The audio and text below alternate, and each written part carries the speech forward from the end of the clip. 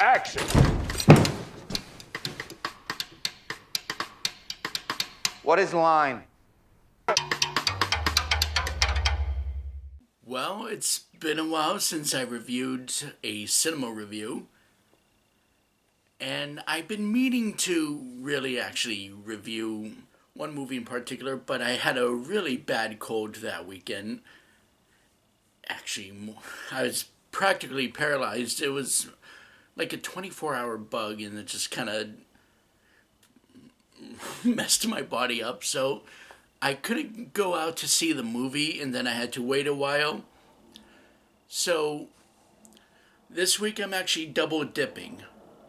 I went ahead and I saw the movie I needed to see, and then of course I saw another movie. So I'm trying to play keep up here while also doing Anthonyx Maximus reviews. A lot of ideas coming up and a lot of motions to get it done. Here is going to be the non-spoiler version, non-spoiler of The Disaster Artist. Because it's the non-spoiler, I won't go too much into it. If you've seen the movie, then chances are you've also seen The Room. It's a very popular, terrible movie that was written and produced and directed and everything else and financed by Tommy Wiseau. The movie is actually based on the book Disaster Artist, written by Tom Bissell, but it's actually the life experience of Greg Sestero, who played Mark in The Room. And this is his story of how he met Tommy Wiseau and all the events that happened beforehand and up through the filming of The Room. This is going to be an interesting review because, well,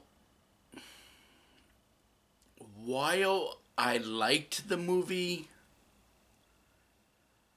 I liked the book much better. Let me elaborate on this. The thing about the Disaster Artist book was it was more of a interesting story that focused on how Greg Sestero met Tommy Wiseau in their relationship that built in them filming The Room. And the book actually kind of shows a very emotional, moody side of Tommy Wiseau. Doesn't really quite paint him a very nice picture, actually. And if you read the book actually will show one chapter being Tommy Wiseau and Greg Sestero getting to know each other and all that stuff and learning from each other.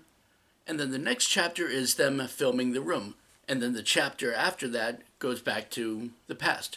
So it alternates from chapter to chapter. And that's kind of how I thought the movie would play out, but it doesn't. It actually rushes its way through the whole introductory of Greg Sestero and Tommy Wiseau. And it just jumps right into The Room. And that's fine, but the problem with that, and I understand in a movie you have to make a few cuts because of timing. People have short attention spans, especially sitting in a theater. Totally makes sense to me. I'm fine with that. However, they cut out so many intricate parts of that movie. They cut out so many intricate parts of the book that it changes how we're supposed to look at these two. As I said, the book, and I really think you should read it, the book shows more of a kind of a scarier side of Tommy Wiseau. Like, you do feel bad for him, but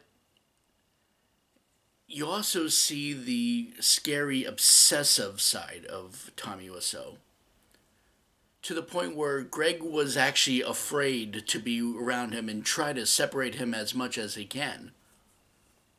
Still doesn't quite explain to me why in the book or in life he still continued to do The Room, but I think it was more of a guilt-ridden thing. The movie itself, with all the cuts that it did, it pretty much turned it into a buddy movie. Like two down-and-luck guys, just trying to reach for the same goal of stardom. And it really wasn't like that. In the book, it was actually Greg had a goal, and Tommy just kind of latched himself onto it. The movie showed them doing everything together at the same time, like some kind of a pact to become famous. It's still a funny movie. James Franco did a fantastic Tommy Wiseau impersonation. Most of the cast was actually hilarious. But then you have Dave Franco, good actor, not at all insulting his acting at all. But I did not buy him as Greg. He was just too boyish. And yeah, I get it. Greg was like 19 when he met Tommy Wiseau, but I don't know. I guess in my head I pictured Greg always being a 30-year-old, even though he was in his early 20s when The Room was made. And then you hear Dave Franco talk, and it's very high school voice, so I just couldn't really picture him as Greg too much. But it was still nice seeing the Franco brothers working together. They've never done that before, so Kalay to that. I'm trying a new format here.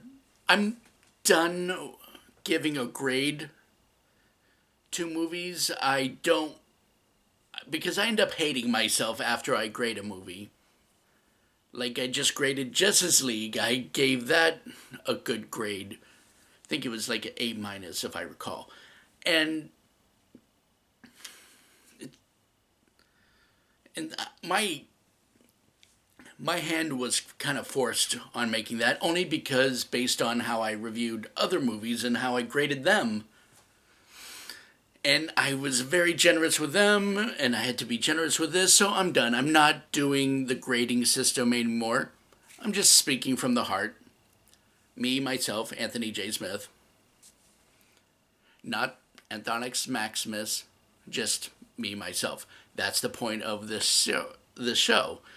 That is the non-spoiler. I'll come out with the spoiler version going to detail what I had the problem with. It's still a good movie. I don't know if I would see it twice. I've been trying to force friends to see it with me, but they've either been busy or it just wasn't their wheelhouse. And I ended up seeing that movie by myself, and truth is, I'm glad I didn't take them with me because I was kind of annoyed with the movie, and I know they would have been extremely annoyed with the movie. If it was shown to me, or if I had some friends around to have them sit down and watch The Room and then make them watch The Disaster Artist, yeah, I will watch it again.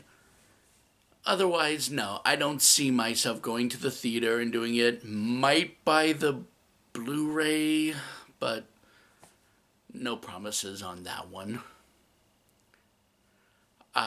Funny movie. If it was just a movie I've never read the book, I'd probably think it would be fantastic. I think the movie's getting a bit too high of a praise. Far as someone who actually read the book before the movie, no, I just can't really go with it. Not bad movie, just you don't have to really rush yourself to see it. But, my God, please read this book. This book is actually fantastic.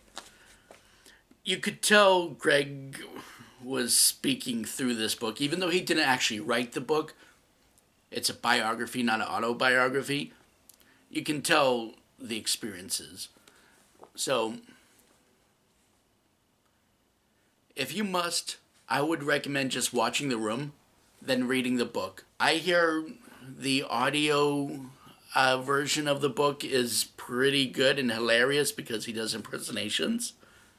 The Disaster Artist movie, it's funny, but it's fine. That's all. That's my take on it. The movie is fine. And I don't mean that in a angry girlfriend, angry boyfriend kind of way. I actually just mean it's fine. It's okay. Keep a lookout for the non-spoiler of Star Wars. That'll be the next one. And I'm still going to release the spoiler version of The Disaster Artist and spoiler version of Star Wars. I'm double dipping this week. And then gonna have Christmas. Have a good one.